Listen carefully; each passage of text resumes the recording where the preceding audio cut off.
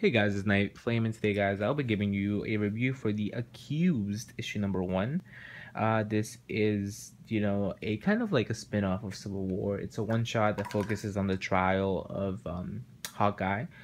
So I'll give you a review for this. First, let's credit the writers and the artists. So the writer is Mark Guggenheim. The artists are Ramon Bax, and Gary Brown. The colorist is Redmond. So I will give you my summary of the book. It will be spoiler heavy, basically the whole plot, and then I'll tell you what I thought on the book. So let's get started. So this book is like exactly picks up right after Civil War number 3. It is about Hawkeye getting arrested and what happened in the trial, because Civil War number 3 did not cover this in depth. It was more like, oh, so Clint is in trial, let's see what the other characters are doing. So this is the more in-depth look to what happened. So we see that Clint has been arrested. Matt Murdock is the prosecutor, and he sees that it's not been a fair trial for Clint because background like companies want to kind of pass the Superhero Registration Act number 2. They believe that this is a good reason to kind of pass that along because Clint kills someone else and they need I guess superheroes to be registered. So what's his name? Totally forgot it. Daredevil, Matt Murdock, he sees that it's not a fair trial and he's gonna make it fair. Even though he's supposed to kind of go against Clint and make him lose, he decides to go the route that it's a fair trial. So he does everything he can. He talks to the judge. He makes sure the judge is, being non-compliant to the people who are trying to, cause this to be an unfair trial. And Matt Murdock just basically doesn't want the Superhero Registration Act number 2 to be passed because, that's if that gets passed, then we're gonna have an actual Civil War number 2. So this is just like very in depth to the whole, case. At the end, we know that Clint walks free, and you can see that Clint, he kind of has regrets. I believe that this was a better issue on showing how Clint felt towards this whole thing.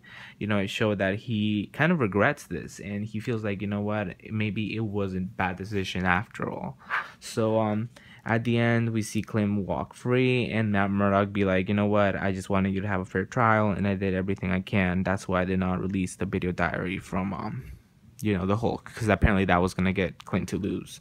But yeah, that's where the issue ends, with kind of having people, two people, or like people just having different aspects of it. Some people thought he was a killer. Some people thought that he saved them because Hulk was gonna go bananas. So that's where the issue ends. But what did I think overall about this issue? Ramon Bax, and let's start with the art.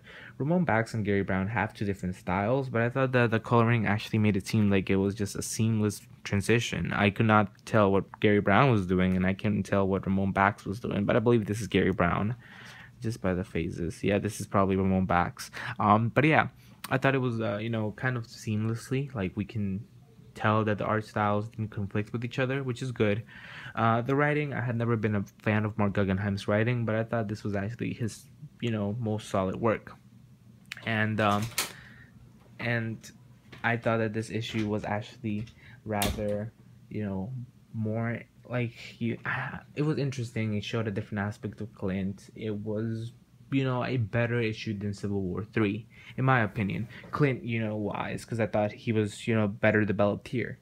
But yeah, it just came to the same conclusion. You really don't need this issue, and I thought this was kind of a necessary book.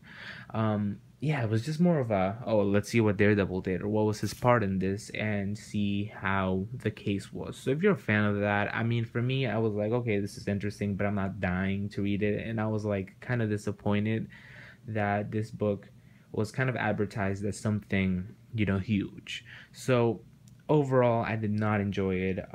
I mean, it had its moments, but I just don't think it was worth the $4.99. Maybe a $3.99, but the $4.99, that's a little bit, too much, pushing it a little. But yeah, I thought it was middle ground, so 5 out of 10 for me. I'm sorry, I'll give it a 6 out of 10. 6 out of 10, and I recommend you guys to skip this if you really want, like if you're dying to know what happened, then definitely pick it up. But this is just not needed. So 6 out of 10 for me, and thanks for watching, guys. Hope you like this video. Also subscribe to my channel if you haven't done so, and have a great day, guys. Goodbye.